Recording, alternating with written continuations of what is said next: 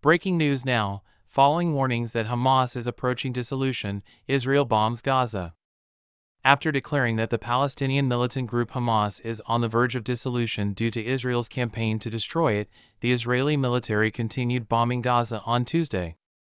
There is mounting diplomatic pressure on Israel to increase its efforts to protect civilians as humanitarian leaders express concern that the besieged territory will soon succumb to disease and starvation. On Tuesday, Israeli strikes in the southern part of the territory were reported by witnesses to have been lethal, while Hamas claimed that clashes had broken out in central Gaza, Rafah, a city on the border with Egypt where tens of thousands of people are seeking shelter, and Khan Yunis, the main southern city of Gaza and the current epicenter of the fighting, were both struck on Monday.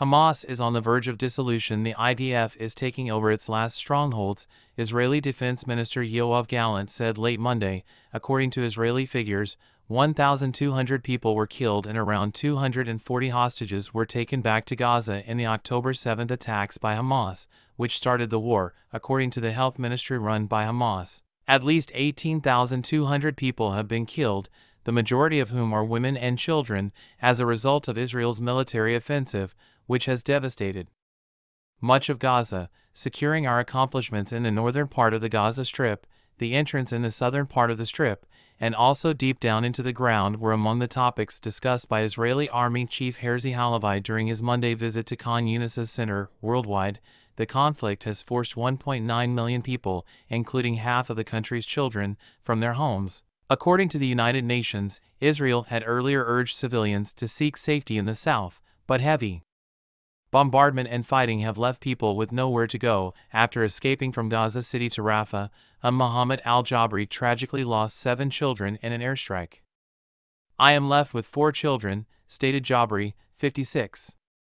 "The house we were staying in was bombed and destroyed last night. Rafah was promised to be a secure location. Absolutely nowhere is secure. Necessary supplies are exhausted." Josep Borrell, the top diplomat of the European Union, compared the devastation in Gaza to the Holocaust in Germany on Monday, emphasizing the catastrophic situation that the civilian population there is currently facing. According to the UN humanitarian agency OCHA, health services in Gaza have been severely damaged, with only 14 out of 36 hospitals operating at any capacity. Israeli airstrikes on the Al-Maghazi refugee camp left dozens of children screaming in the aftermath of Monday's attacks in central Gaza, flooding Al-Aqsa Hospital. Due to a lack of basic supplies and worsening sanitary conditions, girls and women in Rafah have reported having to use scraps of cloth during their menstrual periods. Hala Ataya, a 25-year-old woman, said, "I cut up my kids' clothes or any piece of cloth I find." Following the destruction of nearby homes and shops by Israeli strikes, thousands of Palestinians established a camp at the headquarters of a UN agency in Gaza City's Al Rimal neighborhood. According to an AFP reporter, the police station, Islamic and the neighboring Al-Azhar universities were all leveled to the ground. "You can't find any water." The 23-year-old Taylor Rami Al-Dadu reported that there is a severe lack of essential goods, including bread, milk, diapers, and electricity. With only the Rafah crossing in Egypt remaining open, international aid organizations have faced significant challenges in delivering supplies to the desperate Gazans trapped by Israeli bombardment. Israel said on Monday that it will be screening aid to Gaza at 2 extra checkpoints, allowing more assistance to enter the devastated territory. In response to mounting pressure to do more for civilians, Israel has announced that no new direct crossings will be opened.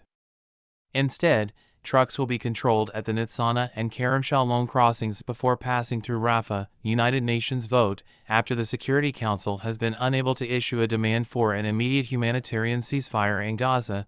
The United Nations General Assembly is set to vote on a non-binding resolution requesting just that in Gaza on Tuesday. On Friday, the United States, as one of the limited 5 permanent members of the Security Council, utilized its veto power to block a proposed resolution that would have called for a truce in hostilities. In an effort to increase pressure, Arab nations have requested a new special session of the General Assembly, which comes after over a dozen ambassadors from the Security Council visited the Rafah border. The United States blocked the resolution in the Council on Friday, and the draft text seen by AFP largely reproduces it.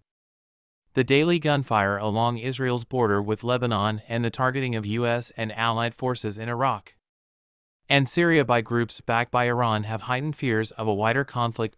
Two Iraqi and Syrian bases that house the international coalition's forces fighting the Islamic State were attacked on Monday by a drone and rockets, according to a U.S. military official, per the national news agency. An official in southern Lebanon was killed in an Israeli bombardment that occurred during the almost daily cross-border exchanges between Israel and Hezbollah. Benny Gantz, a member of Israel's war cabinet, made the statement on Monday, pledging to remove such threat from the civilian population of northern Israel, after noting that Iran is supporting Hezbollah and that its aggression and attacks have intensified. Businesses, educational institutions, and government buildings were shuttered on Monday in the Israeli-occupied West Bank in Lebanon as part of a nationwide strike supporting the Gaza Strip.